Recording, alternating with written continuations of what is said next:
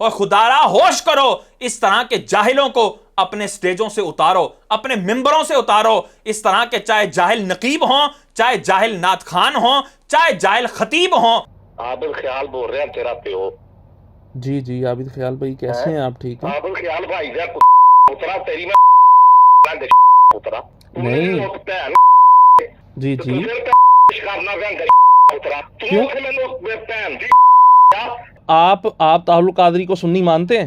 یار جو اس نے حوالے لکھے وہ سارے سنی نہیں. آپ سنی مانتے ہیں اس کو؟ پہلے یہ بتائیں. میں سنی مانتا ہوں. چلیں ٹھیک ہے. کہ معاذ اللہ ایک عالم دین کو اتنی ننگی گالیاں نکال رہا ہے. یہ تو اس کو خیال میں ہی نہیں تھا نا، عابد خیال کے خیال میں بھی نہیں تھا کہ یہ جو ہے وہ اس طرح جو ہے وہ پبلش ہو جانی ہے اور میری اس انداز سے جگ ہسائی ہوگی. تو مجھے بتائیں کیا عابد خیال کے اندر اس حدیث پاک کی روح سے کیا یہ نفاق والی علامت نہیں پائی جا رہی؟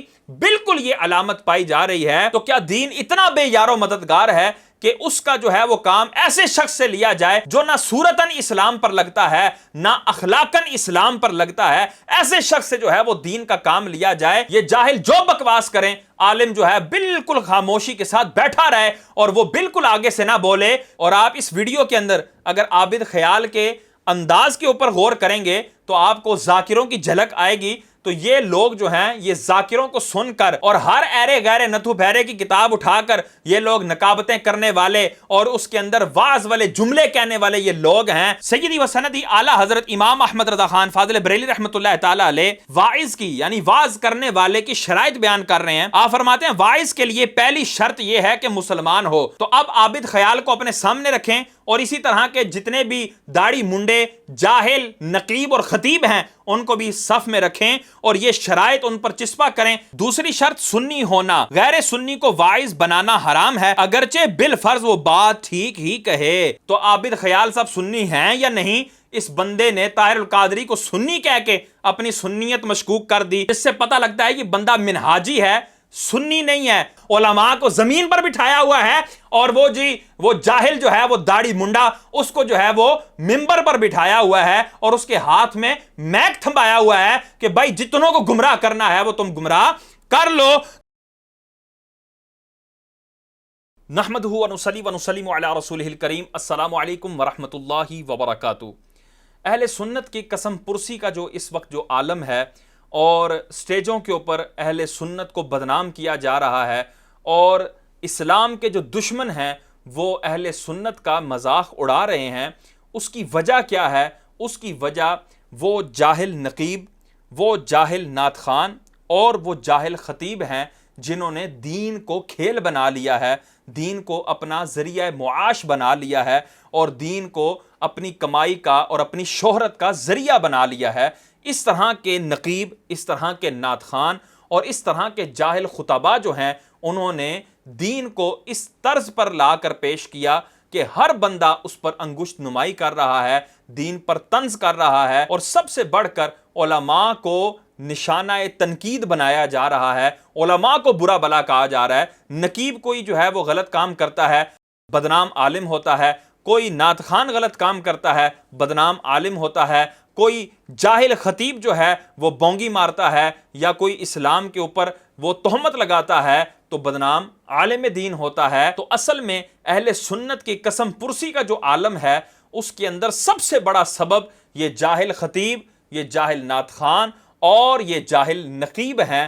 اگر ہم چاہتے ہیں کہ اہل سنت کا بول بالا ہو اور اہل سنت جو ہیں وہ بالکل مضبوطی کے ساتھ کھڑے ہوں، کوئی ان پر انگشت نمائی نہ کرے، کوئی ان کا مذاق نہ بنائے، کوئی ان کے اوپر تنقید نہ کر سکے، تو ہمیں چاہیے کہ ہم ان جاہل خطیبوں کا، جاہل نقیبوں کا اور جاہل نعت خانوں کا مکمل طور پر بائیکاٹ کریں اور ان کو کسی طرح سے بھی اپنی محفل میں نہ بلائیں، نہ ان کی حوصلہ افزائی کریں، بلکہ ان کی حوصلہ شکنی ہونی چاہیے اور ان کے ظاہری معاملات بھی دیکھ لیں، ان کا ظاہری حلیہ بھی دیکھ لیں کہ آپ ان سے کام کیا کروانے لگے ہیں اور ان کا ظاہری حلیہ کیا ہے. ظاہری حلیہ تو ان کا یہودیوں والا اور عیسائیوں والا اور کافروں والا ہو اور کام جو ہے ان سے رسول اللہ صلی اللہ تعالی وسلم کی ثناخوانی کا لیا جائے، حضور سرور کونین صلی اللہ تعالی وسلم کی تعریفات کا لیا جائے، حضور سرور کونین صلی اللہ تعالی وسلم کے دین کو بیان کرنے کا ان سے کام لیا جائے۔ اور بھائی خدا کے بندو، ایسا بندہ کہ جس کا ظاہر کچھ اور ہے باطن کچھ اور ہے، اس کا ظاہر ہی اس کام سے موافقت نہیں رکھتا، تو دنیا کا بھی اصول ہے کہ جس کا ظاہر اس کے کام سے موافقت نہ رکھے تو اس سے وہ کام نہیں لیا جاتا۔ تو کیا دین اتنا بے یار و مددگار ہے کہ اس کا جو ہے وہ کام ایسے شخص سے لیا جائے جو نہ صورتاً اسلام پر لگتا ہے نہ اخلاقاً اسلام پر لگتا ہے، ایسے شخص سے جو ہے وہ دین کا کام لیا جائے؟ اور آج افسوس کے ساتھ یہ کہنا پڑتا ہے کہ ہمارے اہل سنت کے سٹیجز پر اسی طرح کے افراد نظر آ رہے ہیں کہ جن کی شکل دیکھی جائے تو یہودی یا عیسائی کی شکل یاد آئے، ہندو کی شکل یاد آئے، پادری کی شکل یاد آئے، مسلمان کی اور رسول اللہ صلی اللہ علیہ وسلم کے غلام کی شکل یاد آئے۔ ایسا نہیں ہو سکتا۔ پھر اس کی گفتار، پھر جو اس کی خلوتیں ہیں ان کو دیکھا جائے تو اس سے گھن آئے گی، اس سے بندہ دور ہوگا، اس سے بیزار ہوگا، نہ کہ اس کے ذریعے دین کے قریب ہوگا۔ تو اس طرح کا شخص آج ہمارے ممبر پر بیٹھ کر، آج ہمارے اہل سنت کے سٹیج پر بیٹھ کر مسئلے بیان کر رہا ہے اور قرآن پاک کی آیت کی تفسیر بیان کر رہا ہے، اس کا شان نزول بیان کر رہا ہے۔ گزشتہ کچھ روز قبل ایک محفل میں عابد خیال نامی ایک جاہل نقیب نے ایک آیہ مبارکہ الیوم اکملت لکم دینکم واتممت علیکم نعمتی، یہ آیہ مبارکہ پڑھ کر اس کا جو ہے وہ شان نزول بیان کرنے کی کوشش کی، اور میرے بابا مولا کائنات علی المرتضیٰ شیر خدا کرم اللہ تعالی وجہ الکریم کی اس نے فضیلت بیان کرنے کی کوشش کی ہے۔ پہلے ہم وہ ویڈیو دیکھ لیتے ہیں، پھر اس کے اوپر تبصرہ کرتے ہیں۔ اب دین کامل نہیں بلکہ الیوم اکملت لکم دینکم واتممت علیکم نعمتی۔ اکمل الیوم اکملت۔ اب میں اور آگے پڑھ لوں، علی کا ہاتھ اٹھا کے پھر کہا من کنت مولاہ وہذا، مرضی ہے آپ کی ہاتھ اٹھاؤ۔ دین حکم نہیں ہے، پہلی اسلام۔ اگر عبارت پڑھنی ہو اس کی تیاری ہے۔ قرآن پاک آپ ریکارڈنگ سن لیجئے۔ اچھا غلطی ہو جانا کوئی بڑی بات نہیں، بھول ہمارا خمیر ہے، ہم انسان ہیں، لیکن لفظ اکمل جہاں پہ بولا گیا سپرلیٹیو ڈگری ہے، کیونکہ ہمیں پتہ چل جاتا ہے کہ ہم کس ممبر پہ ہیں، سنی ہیں اور میں بھی سنی، الحمدللہ کوئی شک تو نہیں۔ علامہ صاحب نے میرے خیال آغاز والی بات کو غور سے نہیں سنی، ہو جاتا ہے بات، جیسا کہ کچھ حقیقوں کی وجہ سے کہا تو میں نے نہیں بدلا۔ اب میری بات آپ فالو کریں، سنیں۔ جب میں کہہ رہا ہوں افضلیت حضرت ابوبکر صدیق کی ہے، اور میں نے پہلے یہ کہا کہ میں افضلیت نہیں پڑھ رہا، میں فضیلت پڑھ رہا۔ نہیں، اکمل الیوم اکمل، یا تو یہ قرآن کی آیت نہیں، مجھے بتائیے نا، آپ بتا دیں سیگا کون سا؟ اکمل اور اکمل تو کا آپ مجھے ڈیفائن کریں۔ آپ بتائیں نا مجھے، سوال آپ نے کیا ہے نا، تو آپ مجھے بتائیں کیا اکمل تو، اکمل اس کا خاصہ نہیں؟ کیا اس کی جو جڑ ہے اکمل نہیں؟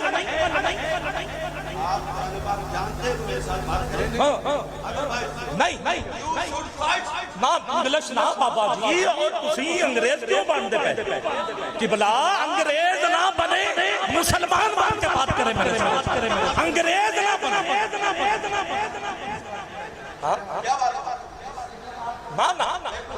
جب میں افضلیت پڑھی نہیں رہا، جب میں افضلیت پڑھوں گا، جب میں کہوں گا، سنیے ذرا مذاق بنا رکھا ہے آپ لوگوں نے، جب میں کہوں گا کہ مولا علی صدیق اکبر سے افضل ہیں، تو مجھے اہل سنت کے اسٹیج سے نیچے اتارے کہ آپ کا عقیدہ ٹھیک نہیں، اور جب میں کہہ رہا ہوں یہ علی کی فضیلت ہے،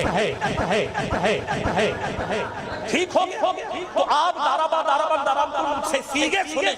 میں آپ کا کوئی شاگرد ہوں کہ میں آپ کا پابند ہوں؟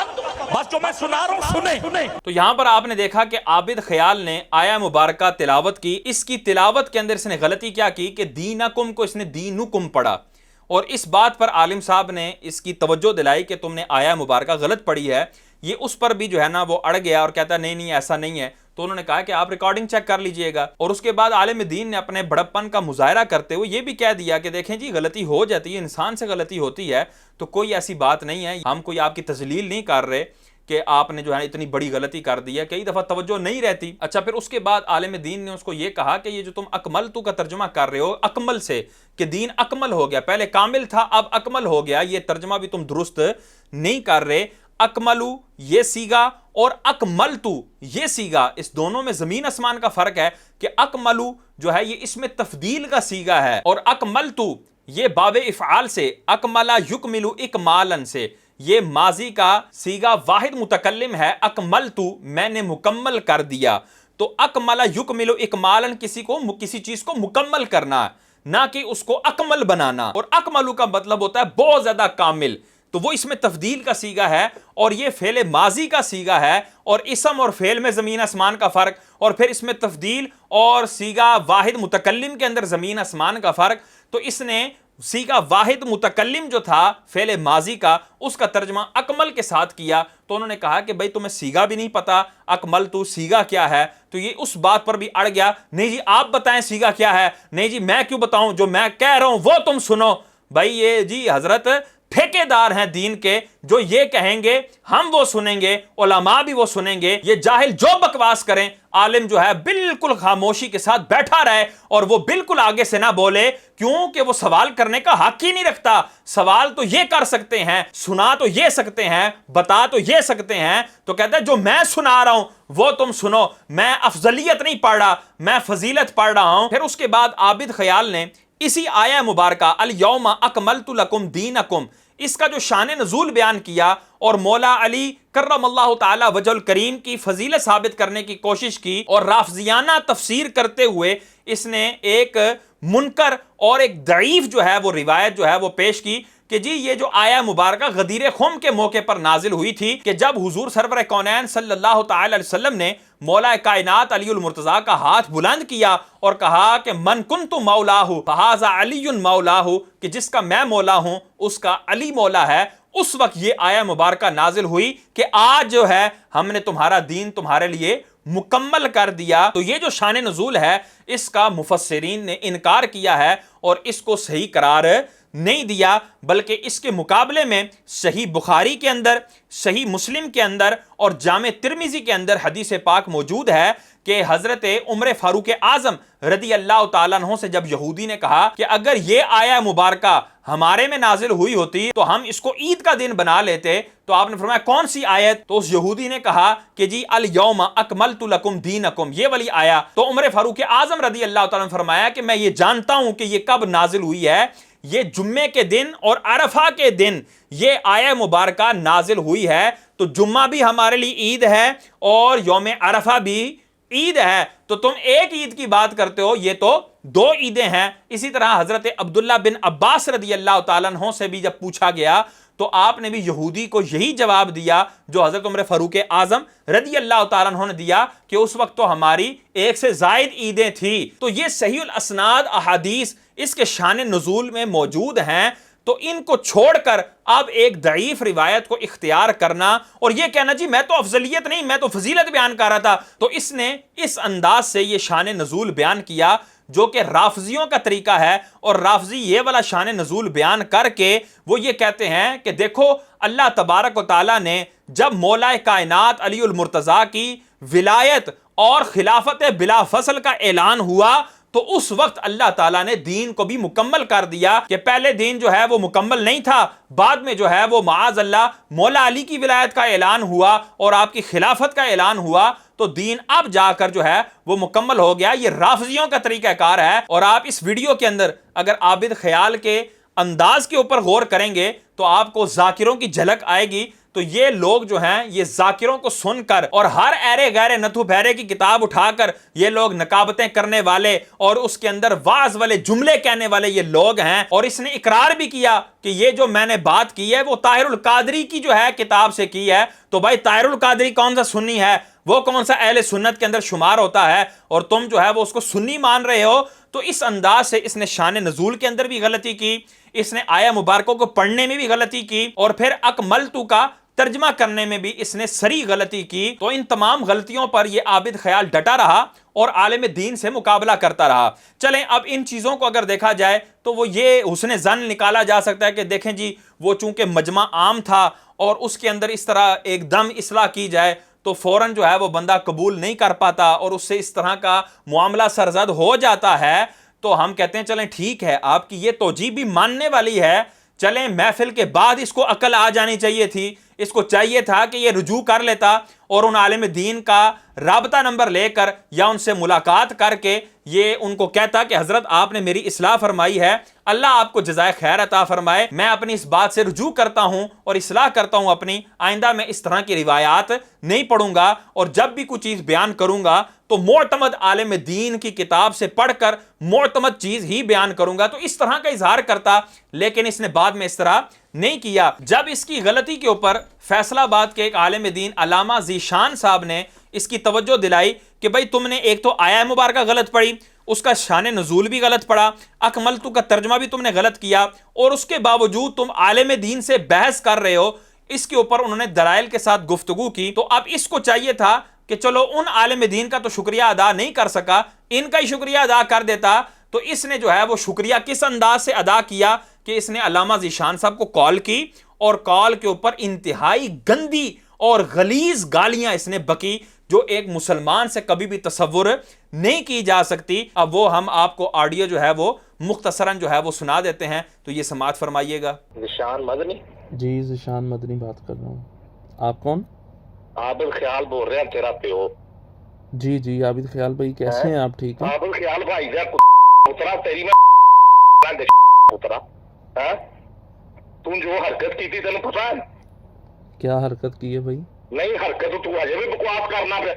کیا حرکت کی ہے؟ اب میرے ساتھ آپ بات کریں, آپ نے کال کی ہے نا, تو کال پہ بات ہوتی ہے, ایسے بات نہیں ہوتی. نہیں تینوں نہیں پتا ہے کہ 8 تو 10 حوالے جڑے موجود نے. جی جی کرنا اترا. آپ بات تو مجھ سے کریں نا, بات تو کریں نا, حوالوں پہ بات کریں, حوالوں پہ بات کریں. آپ نے کال کیا, حوالوں سے بات کریں, گالیوں سے نہیں. حوالوں سے بات نہیں کر سکتا. کیوں؟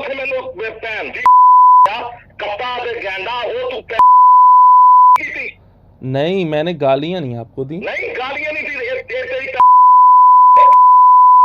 آپ نے جو حوالہ دیا ہے ڈاکٹر طاہر القادری کا, اور باتیں آپ کرتے ہیں اعلیٰ حضرت کی.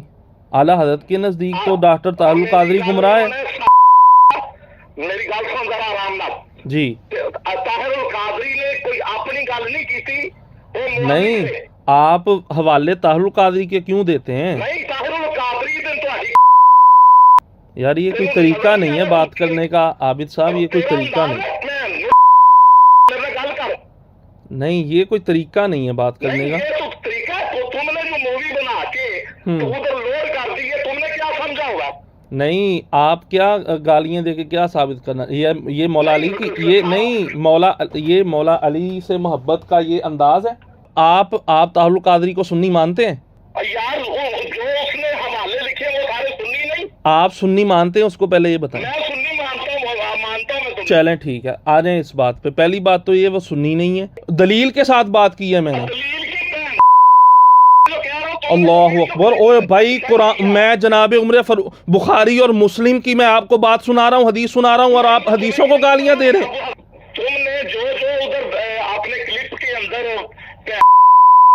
یہ پھر گالی دے. میں نے کہا یہ گالیاں آپ کو یہ اچھی نہیں رہیں گی بھائی میرے. اب یہاں پر دیکھیں کتنی گندی اور ولگر زبان استعمال کر رہا ہے, اور کسی عام مسلمان کے خلاف نہیں, ایک عالم دین کے خلاف یہ اتنی گندی زبان جو ہے وہ استعمال کر رہا ہے, جس سے یہ پتہ لگتا ہے کہ یہ لوگ جو ہے وہ علم سے دور دور تک واقف نہیں ہیں, اور ان لوگوں کے اندر ذرا برابر بھی اخلاقیات نہیں ہے, ان کے اندر کوئی اخلاق مصطفیٰ والی رمق نہیں ہے, حضور سرور کونین صلی اللہ علیہ وسلم کی سنت سے ان کو کوئی دور دور تک واسطہ نہیں ہے, بلکہ منافق کی جو نشانیاں حضور سرور کونین صلی اللہ تعالی وسلم نے بیان فرمائی صحیح بخاری شریف کے اندر, آپ نے فرمایا کہ جس کے اندر یہ ساری علامات پائی جائیں تو وہ منافق, خالص منافق ہے, اور اگر کسی کے اندر کوئی ایک پائی جائے تو اس کے اندر یہ نفاق کی ایک خصلت پائی جاتی ہے. تو وہ خصلتیں کون سی تھی؟ ان میں ایک خصلت جو ہے حضور نے فرمائی اذا خاصم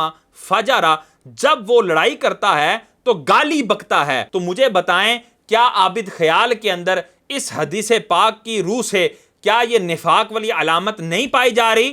بالکل یہ علامت پائی جا رہی ہے. اور اس کے بعد پھر اس نے اپنی اسی آڈیو کے اندر طاہر القادری کو بھی سنی قرار دیا. آپ طاہر القادری کو سنی مانتے ہیں؟ یار جو اس نے حوالے لکھے وہ سارے سنی نہیں. آپ سنی مانتے ہیں اس کو پہلے یہ بتائیں. میں سنی مانتا ہوں میں چلیں ٹھیک ہے. تو یہ جو کہہ رہا تھا نا میں بھی سنی ہوں, تو پتہ لگا کہ اس کو سنی کی تعریف ہی نہیں پتا, جس کی وجہ سے یہ طاہر القادری کو سنیوں کے صف میں داخل کر رہا ہے, جو کہ حضرت امیر معاویہ رضی اللہ عنہ کا بھی گستاخ ہے, اور جس کی کئی اور ایسے تفردات ہیں جس پر علماء کرام کے واضح احکامات اور حکم جو ہے وہ کتابی صورت میں اور ویڈیوز کی صورت میں موجود ہیں. یہ اس بندے کو اہل سنت کے اندر اور سنیوں میں داخل کر رہا ہے, تو پتہ لگا اس کا اپنا سنی ہونا بھی مشکوک ہے. جس کو سنی کی تعریف نہیں پتا اور جس کو یہی نہیں پتا کہ طاہر القادری سنی ہے یا نہیں ہے, تو وہ خود کیسے سنی ہو سکتا ہے؟ اور جو سٹیج پر بیٹھ کر رافضیوں کی طرز پر تفسیریں بیان کرے, رافضیوں کی طرز پر مولا کائنات علی المرتضیٰ کی فضیلتیں بیان کرے رافضیوں کی طرز پر,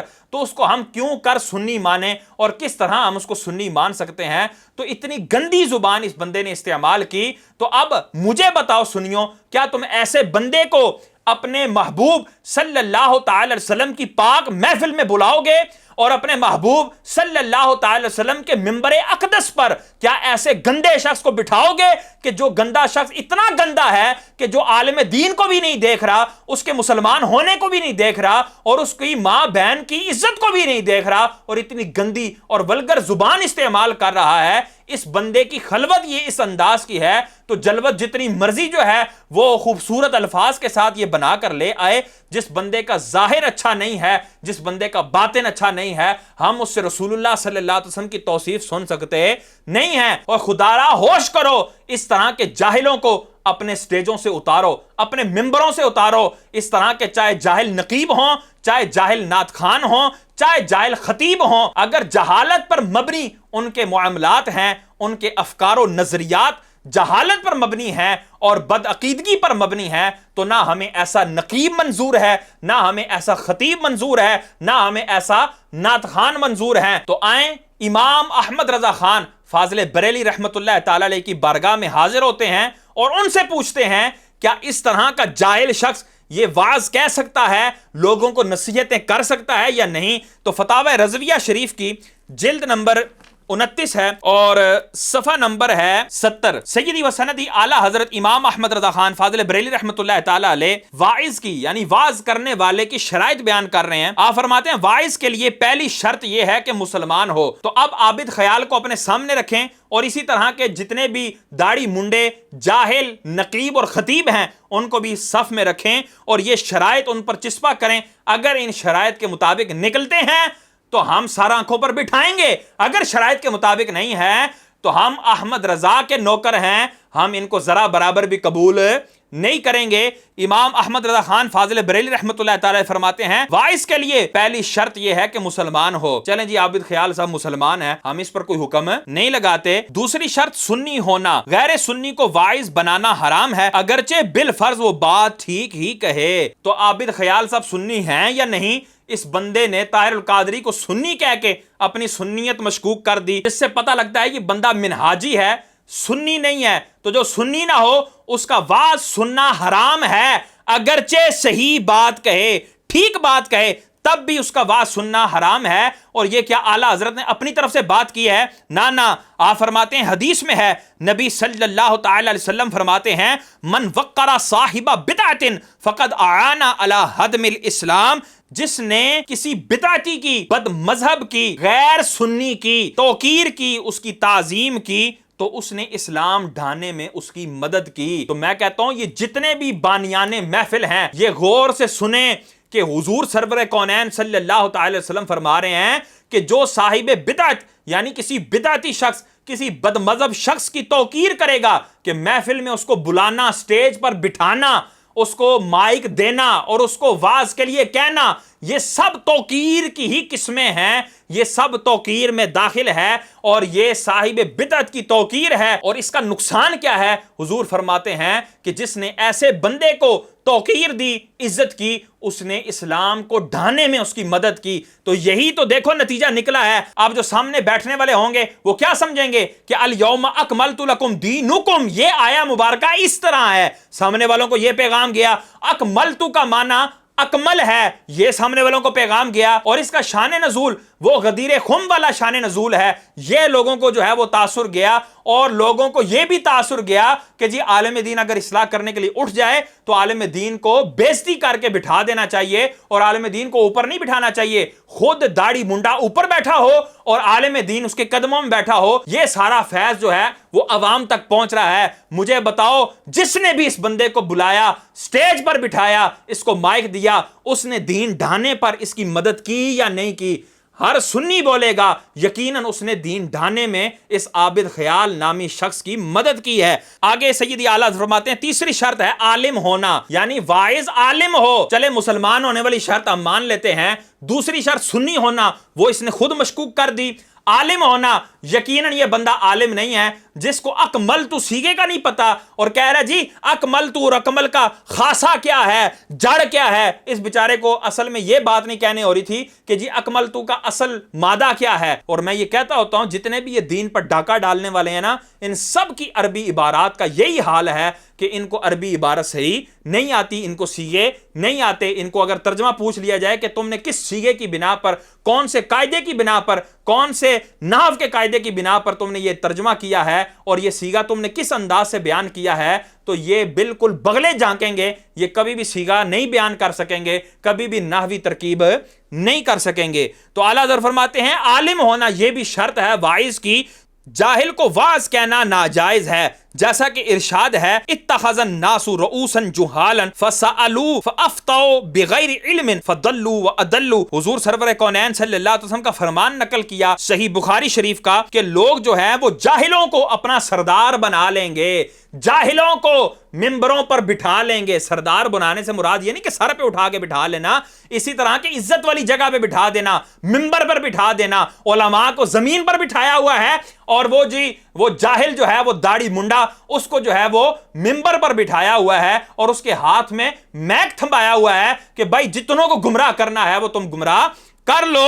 تو یہ جاہلوں کو اپنا سردار بنا لیں گے، فسألوا ان سے سوال کریں گے، فافتوا وہ بھی آگے سے اس انداز کے غیرت سے خالی ہوں گے کہ وہ بھی یہ نہیں کہیں گے کہ جی ہمیں علم نہیں ہے، ہمیں پتہ نہیں ہے، نہ جی ہم ممبر رسول پر بیٹھنے کے قابل نہیں ہیں، نہ ہم فتویٰ دینے کے قابل نہیں ہیں، نہ ہم علم بتانے کے قابل نہیں ہیں۔ جائیں آپ کسی عالم دین سے پوچھیں، جائیں آپ کسی مفتی صاحب سے پوچھیں، نہ ہم اس قابل نہیں ہیں۔ بلکہ وہ ایسے جو ہے وہ غیرت سے خالی ہوں گے، فافتوا بغیر علم، وہ سوال کریں گے یہ بغیر علم کے ان کو فتویٰ دیں گے۔ تو پھر نتیجہ کیا نکلے گا؟ حضور فرماتے ہیں فضلوا واضلوا، خود بھی گمراہ ہوں گے، دوسروں کو بھی گمراہ کریں گے۔ تو مجھے بتاؤ عابد خیال نے اس حدیث کے مصداق اور بانیان محفل نے اس حدیث کے مصداق عابد خیال کو اپنا جاہل سردار مقرر کیا یا نہیں کیا؟ اس کو سر پر بٹھایا، اس کو سٹیج پر بٹھایا، ممبر رسول پر بٹھایا، اور اس کے بعد گویا کہ اس سے سوال کیا حضرت بتائیں نا مولا علی کی شان کیا ہے، حضرت بتائیں نا الیوم اکملت لکم دینکم یہ آیت کب نازل ہوئی تھی، حضرت بتائیں نا۔ سوال کیا، فسألوا انہوں نے سوال کیا، فافتوا بغیر علم تو آگے سے عابد خیال نے بھی بغیر علم کے فتویٰ دیا اور اس نے یہ کہہ دیا کہ جی دیکھیں اس کی تفسیر یہ ہے اور اکمل تو یہ سیغہ ہے، اس کا معنی یہ کیا جائے گا، اس انداز سے فتویٰ دیا۔ تو آگے نتیجہ کیا نکلا؟ فضلوا واضلوا، خود بھی گمراہ تھا، لوگوں کو بھی گمراہ کیا۔ اور سیدی اعلیٰ حضرت چوتھی شرط بیان فرماتے ہیں کہ واعظ کے اندر چوتھی شرط کیا ہونی چاہیے کہ فاسق نہ ہونا، کہ واعظ کا فاسق نہ ہونا بھی ضروری ہے کہ وہ فاسق نہ ہو۔ اعلانیہ کوئی گناہ نہ کرتا ہو کہ داڑھی منڈا ہو, ایک سے زائد کئی انگوٹھیاں پہنی ہوں, لٹیں جو ہیں اس نے کندھے سے نیچے رکھی ہوئی ہوں, اور جو ہے وہ عورتوں کو تاڑتا ہو, عورتوں کو دم کرنے کے بہانے ان پہ ہاتھ پھیرتا ہو, اس طرح کے فسق و فجور والے کام کرتا ہو, بینک میں اس نے سیونگ اکاؤنٹ کھلوایا ہوا ہو, سودی لین دین کر رہا ہو, انشورنس وغیرہ اس نے کروائی ہوئی ہو, اس طرح کے جو ہے وہ معاملات, ناجائز معاملات کر رہا ہو, تو اگر وہ اعلانیہ اس طرح کے ناجائز معاملات کرے گا تو وہ بندہ فاسق معلن ہے. تو واعظ جو ہے اس کا فاسق نہ ہونا بھی شرط ہے. تو جب یہ چاروں شرائط پائی جائیں گی تب اس شخص کا واعظ کہنا جائز ہوگا, وگرنہ جائز نہیں ہوگا. سیدی و سندی اعلی حضرت, یہ جلد نمبر 19 ہے, اس کے اندر کیا ارشاد فرماتے ہیں, صفحہ نمبر 681, اس پر ایک یہ طویل سوال ہو رہا ہے, اس کا ایک حصہ میں پڑھ دیتا ہوں. یہ کہ یہ شخص واعظ بھی کہتا ہے, حالانکہ اس کی تحصیل علم قطعی پایہ ثبوت کو نہیں پہنچی, نہ کسی مستند معتبر استاد سے کبھی پڑھا, نہ فقہ, نہ تفسیر, نہ حدیث, بلکہ صرف اردو کی چند کتابوں کے ذریعے سے واعظ گوئی کرتا ہے, تو شرع شریف ایسے شخص کی نسبت کیا حکم فرماتی ہے؟ اسے واعظ کہنا جائز ہے یا نہیں؟ اس کی شہادت معتبر ہے یا نہیں, یعنی گواہی معتبر ہے یا نہیں؟ تو سیدی و سندی اعلی حضرت اوپر والا جو سوال تھا, اس نے کوئی تقسیم کاری کی تھی, وہ فرماتے ہیں وہ تقسیم باطل محض ہے, اور زید یعنی جس کا یہ سوال ہو رہا تھا, یہ زید سخت ظالم, فاسق, فاجر, مرتکب کبائر, مستحق عذاب نار اور غضب جبار ہے. مسلمانوں کو اس سے وہی برتاؤ چاہیے جو ظالموں موذیوں سے چاہیے. اللہ تعالیٰ قرآن پاک میں فرماتا ہے وَإِمَّا يُنْسِيَنَّكَ الشَّيْطَانُ فَلَا تَقْعُدْ بَعْدَ الذِّكْرِ مَعَ الْقَوْمِ الظَّالِمِينَ, جب تجھے شیطان بلا دے, یاد آنے پر ظالموں کے پاس نہیں بیٹھنا. اسے واعظ کہنا حرام ہے. جس نے علم دین حاصل نہیں کیا, اسے واعظ کہنا حرام ہے, اس کا واعظ سننا جائز نہیں.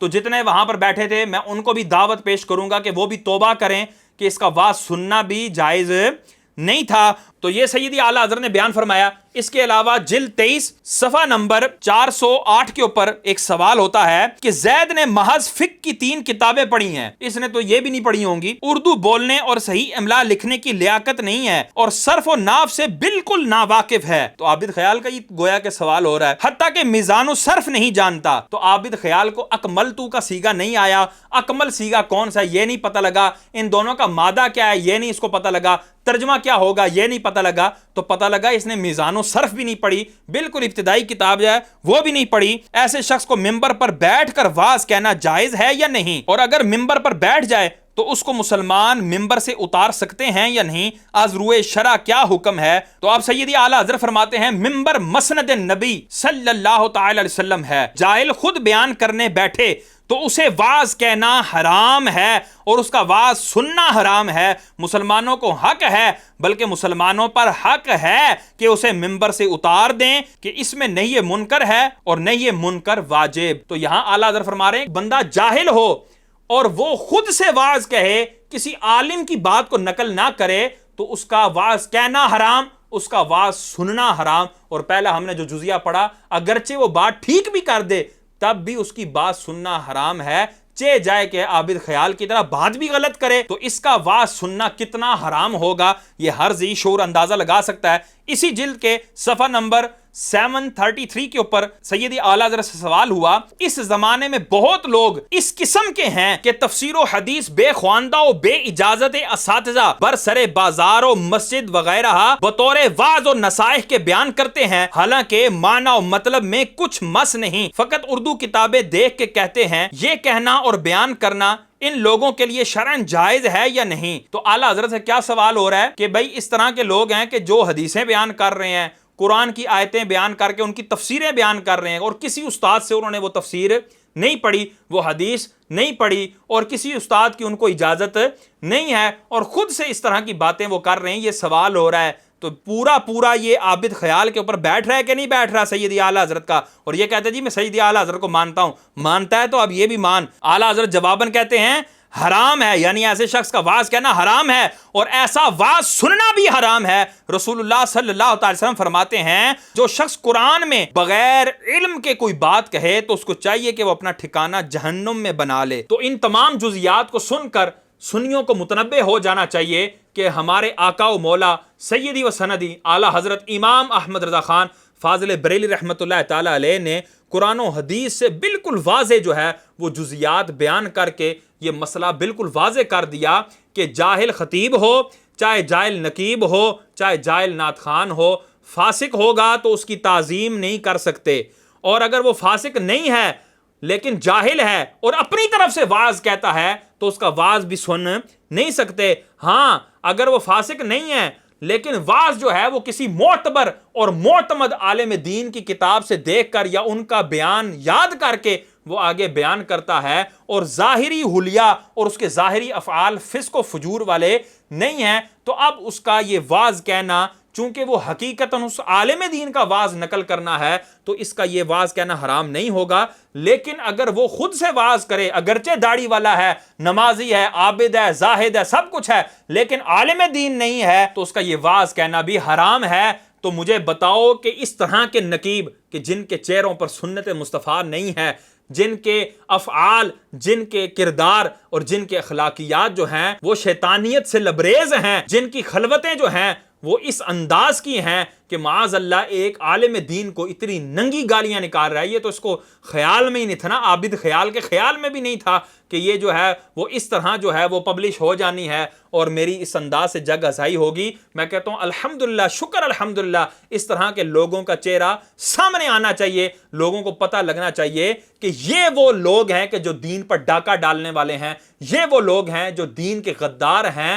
علماء جو ہے وہ دین کے غدار نہیں ہیں، جو عالم برحق ہے، جو سنی صحیح العقیدہ عالم ہے، وہ ایسا نہیں ہے۔ یہ وہ لوگ ہیں جنہوں نے علماء کو بدنام کیا ہے، اور یہ وہ لوگ ہیں کہ جو دین کو بیچ کر کھا رہے ہیں۔ تو ہمیں چاہیے کہ ہم اس طرح کے لوگوں کو بالکل سٹیجز پر نہ بلائیں۔ اور اب میں ان احباب سے گزارش کروں گا کہ جو سٹیج پر اس کے قدموں کے قریب بیٹھے ہوئے ہیں، انہوں نے امامے بھی پہنے ہوئے ہیں، اور ان میں سے ہی ایک عالم دین نے اٹھ کر ان کی اصلاح کی، تو میں کہتا ہوں بھائی اگر آپ کو صوفے نہیں ملے تھے تو آپ کو بھی چاہیے تھا کہ آپ اس طرح کی محفل میں نہ بیٹھیں جس میں اس طرح کا باندر جو ہے اس کو ممبر پر بٹھایا گیا ہو، اس طرح کے جاہل اور فاسق معلن کو جس کا جو ہے وہ چہرہ سنت مصطفیٰ کے مطابق نہیں ہے، اس کو ممبر پر بٹھایا گیا ہو، صوفے پر بٹھایا گیا ہو، اونچی جگہ بٹھایا گیا ہو، اور آپ کو کہا جائے حضرت آپ نیچے تشریف فرما ہو جائیں، تو عالم دین کو چاہیے کہ وہاں سے اٹھ کر چلا جائے اور ایسی جگہ پر